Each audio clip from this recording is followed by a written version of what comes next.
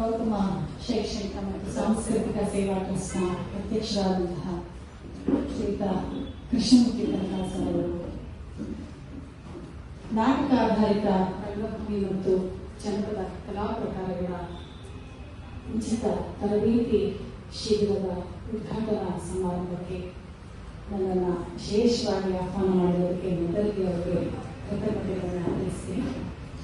ವೇದಿಕೆಯ ಮೇಲೆ ಉಪಸ್ಥಿತರಿರುವ ಎಲ್ಲ ಹಿರಿಯ ಗಣ್ಯರೇ, ಕಲಾವಿದರೇ, ವಿದ್ಯಾರ್ಥಿಗಳೇ, ಕಲಾಸಕ್ತರೇ, ಶ್ರೀಯುತ ಕೃಷ್ಣಮೂರ್ತಿ ಸರ್ ಕಾಲೇಜಿಗೆ ಬಂದು ಈ ತರ ಒಂದು ಉಚಿತವಾದ ಶಿಬಿರವನ್ನು ನಡೆಸ್ತಾ ಇದ್ವಿ. ವಿದ್ಯಾರ್ಥಿಗಳನ್ನ ಕಳಿಸ್ಕೊಡಿ ಅಂತ ಹೇಳಿದಾಗ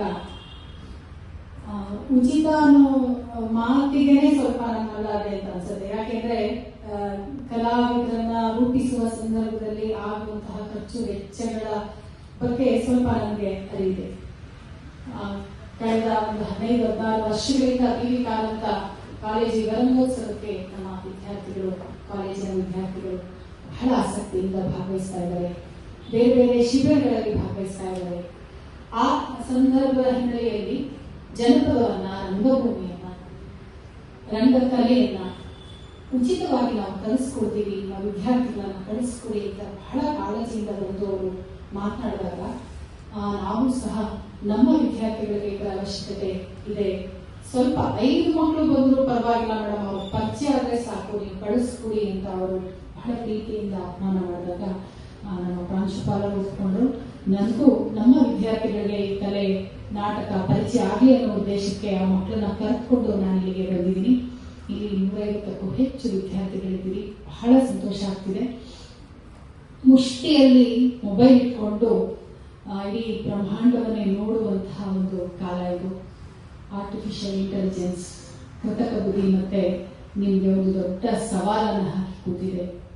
ನಿಮ್ಮ ಸೃಜನಶೀಲತೆಯ ಅರಿವನ್ನ ಅದು ಮರೆ ಮಾಡಿಬಿಟ್ಟಿದೆ, ಒಂದು ಪರದೆ ಹಾಕ್ಬಿಟ್ಟಿದೆ. ನೀವೇನು ಅಂತ ಅರ್ಥ ಮಾಡ್ಕೊಳ್ಳೋಕೆ ಅವಕಾಶನೇ ಕೊಡದೇನೆ ನೀವು ಬರೀ ಹೊರ ಜಗತ್ತನ್ನ ಬಿಟ್ಟ ಕಣ್ಣು ಬಿಡದ ಹಾಗೆ ನೋಡುವಂತಹ ಒಂದು ಕಾಲದಲ್ಲಿ ನಾವು ಇವತ್ತಿದ್ದೀವಿ. ಏನೆಲ್ಲ ಪ್ರಪಂಚದಲ್ಲಿ ಘಟಿಸ್ತಾ ಇದೆಯೋ ಕ್ಷಣ ಕ್ಷಣಕ್ಕೂ ಸುದ್ದಿಗಳು ನಮ್ಮ ಕಣ್ಮುಂದೆ ಹರಿದಾಡ್ತಾ ಇದೆ. ನಮ್ಮೊಳಗಿನ ಸೃಜನಶೀಲತೆ, ಸರ್ ಹೇಳ್ದಂಗೆ, ಸುರಾಜ್ ಸರ್ ಹೇಳ್ದಂಗೆ, ಮಲ್ಲಿಕಾರ್ಜುನ ಸರ್ ಹೇಳ್ದಂಗೆ, ನಮ್ಮೊಳಗಿರುವಂತಹ ಪ್ರತಿಭೆ, ಕಲಾವಿದನೋ, ವಿಜ್ಞಾನಿನೋ, ವೈದ್ಯನೋ ಯಾರು ಅಂತ ಅರ್ಥ ಮಾಡ್ಕೊಳ್ಳದೆ ಇರುವಂತಹ ಹೊರ ಜಗತ್ತಿಗೆ ಒಂದು ಬೆರಗಾಗಿ ನೋಡುವಂತಹ ಒಂದು ಕಾಲಘಟ್ಟದಲ್ಲಿ ನಾವು ಇವತ್ತಿದ್ದೀವಿ.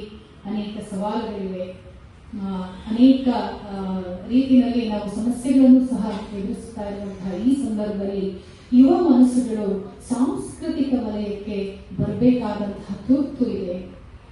ಮಾನವೀಯತೆಯ ಸ್ಪರ್ಶವನ್ನ, ಹೃದಯವಂತಿಕೆಯನ್ನ, ಭಾವನಾತ್ಮಕ ಸಂಬಂಧಗಳನ್ನ ರೂಢಿಸಿಕೊಳ್ಳುವಂತಹ ಒಂದು ಸಂದರ್ಭ ಅತಿ ಅಗತ್ಯವಾಗಿ ಇವತ್ತು ಇದೆ.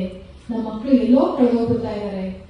ಯಾವುದೋ ಒಂದು ಕಡೆ ಒಬ್ಬರೇ ಒಂಟಿಯಾಗಿ ಕುತ್ಕೊಂಡ್ಬಿಡ್ತಿದಾರ ಅನ್ನೋ ಭಯ ನಮ್ಮಂಥ ಉಪನ್ಯಾಸಕರನ್ನ ಕಾಡ್ತಾ ಇರುವ ಸಂದರ್ಭದಲ್ಲಿ ಕೃಷ್ಣಮೂರ್ತಿ ಸರ್ ಅವರು ಇಂಥ ಶಿಬಿರಗಳನ್ನ ಏರ್ಪಾಡು ಮಾಡಿ ಮಕ್ಕಳನ್ನ ಒಂದ್ ಕಡೆ ಸೇರಿಸಿ ಅವ್ರಿಗೆ ಮೂಲ ಜನಪದವನ್ನ, ರಂಗಭೂಮಿಯನ್ನ, ಅಭಿನಯವನ್ನ ಎಲ್ಲವನ್ನ ಪ್ರಾತ್ಯಕ್ಷಿಕವಾಗಿ ತಿಳಿಸಿಕೊಡುವಂತಹ ಒಂದು ಅತ್ಯುತ್ತಮವಾದ ಅರ್ಥಪೂರ್ಣವಾದಂತಹ ಒಂದು ಶಿಬಿರವನ್ನ ಆಯೋಜನೆ ಮಾಡಿದ್ದಾರೆ. ನೀವೆಲ್ಲ ಬಹುಶಃ ಒಂದು ಕುತೂಹಲಕ್ಕೆ ಏನಿರಬಹುದು, ಕ್ಲಾಸ್ಗಳನ್ನ ನಾವು ಬಿಟ್ಟು ಇಲ್ಲಿ ಬರಬಹುದಲ್ವಾ, ಏನಿದೆ ಇಲ್ಲಿ ತಿಳ್ಕೊಳ್ಳೋಣ ಅನ್ನೋ ಒಂದೇ ಒಂದು ಉದ್ದೇಶ ನೀವು ಬಂದಿದ್ದೀರಿ.